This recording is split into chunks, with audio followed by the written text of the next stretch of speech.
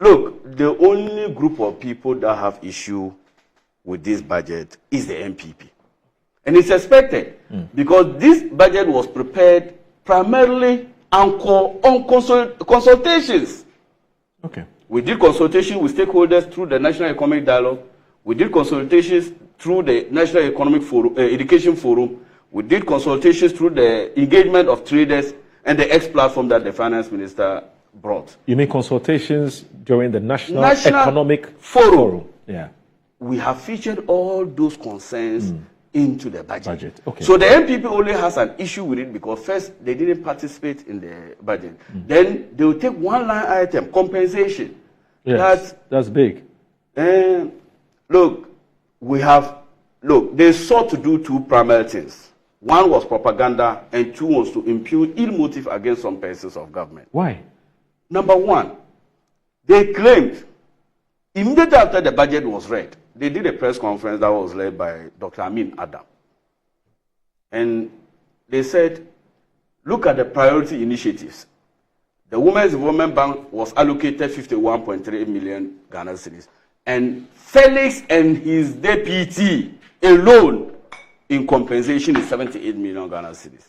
That was a specific word they used. Felix and his deputy. Later, Abuna revised it to 7 members of government communication, 7 members, and that they are entitled to 78 million. Yesterday, the matter was brought to rest.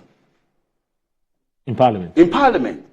That this Office of Govt Machinery compensation of 2.7 billion is not only the existing presidency.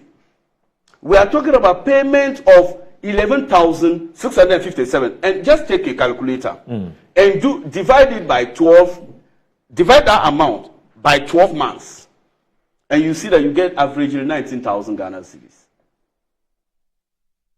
But fortunately, at a committee level, it was agreed to settle the dust for Ghanaian good, not for the sake of the MPP.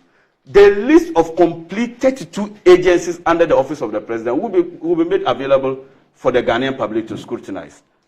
And so for now, officially, there are 32 agencies with 11,657 civil servants. Not political appointees. Not political appointees. The political appointees appointed by President Mahama is 30. Are you saying that? And you see, also, there are parliamentary tools, oversight tools they could have used to elicit this information. You don't need to organize press conference on it. Number one, they could have come through a substantive question, either an urgent question or what. They could have also invited the minister for questioning. And then they could have also used the RTI that they passed to seek for this information. But they did it for two purposes, propaganda and then to malign those individuals. So I think that this budget is a consolidation of hope of our people. All right. And I expect that. And finally, before Senior comes, yesterday, to demonstrate some level of seriousness, and we need to commend the finance minister for this level of financial innovations. Ordinarily, when you inherit an economy that is struggling, one would have expected that the government would talk about cost sharing and burden sharing approach. But he does a clear departure from the usual trends. If you look at our previous government trends, he has brought some level of innovation to get more revenue for government. Yesterday, at the Finance Committee, we considered 9 amendments. 9! He brought them under a certificate of urgency. Look, and I'll share some with you. This is Earmark Funds Capping and Realignment Bill, Amendment Bill 2025. And the purpose of it, that is the GET Fund and then the NHIE. So these are the Ghana Education Trust Fund, and the purpose of uncapping it is to finance free secondary education and free tertiary education for persons with disability. So we don't need to borrow, we don't need to use the goods and services component of ABFA to finance it. Education is not supposed to be financed by goods and services budget of the government.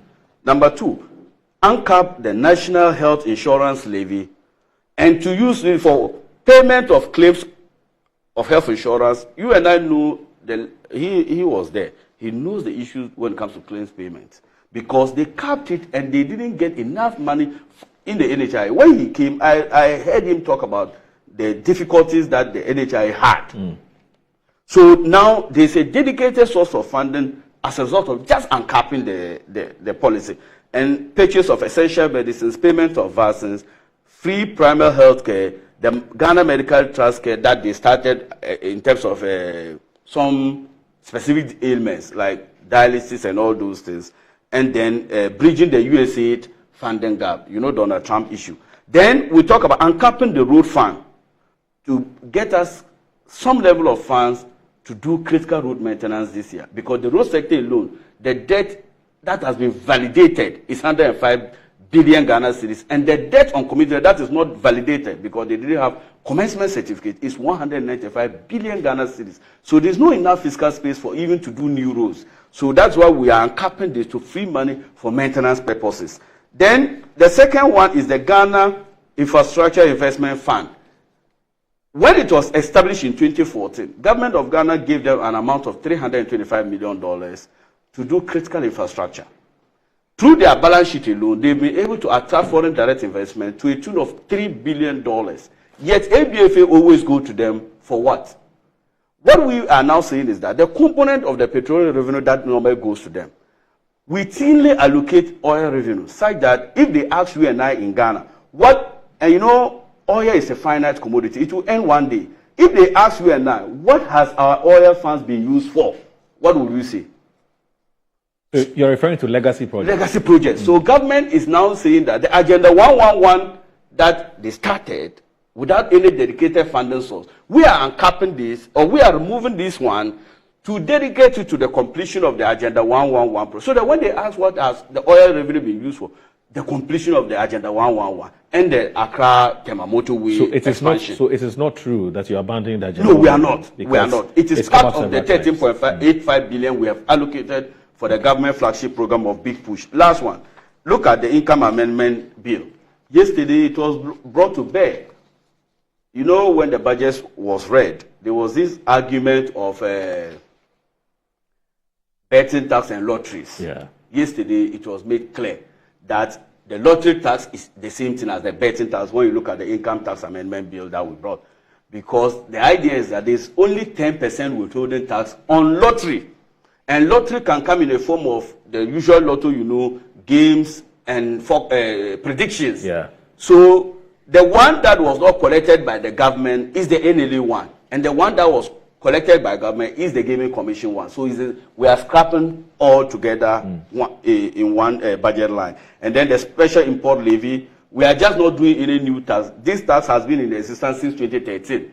The 8-year mandate of President Akufo-Addo, he has extended the sunset clauses. All we seek to do is also to extend the sunset clauses and then the growth and the sustainability levy that I think we'll discuss the Galamsey issue, right? Yeah, sure. We'll talk about so I'll let Minister come in. So for me, it's a budget of hope, and we should expect more. When fully implemented, I think we'll shame the naysayers. All right. Well, let me just read the agencies that fall under the Office of Government Machinery. The agencies are out now. I now have them. One is first of all, the General Administration of the Presidency, the Office of Chief of Staff, the Vice President Office Secretariat, Cabinet Secretariat, Press Secretariat, Policy Coordination and Delivery Unit. That is Office of President. Then the other agencies.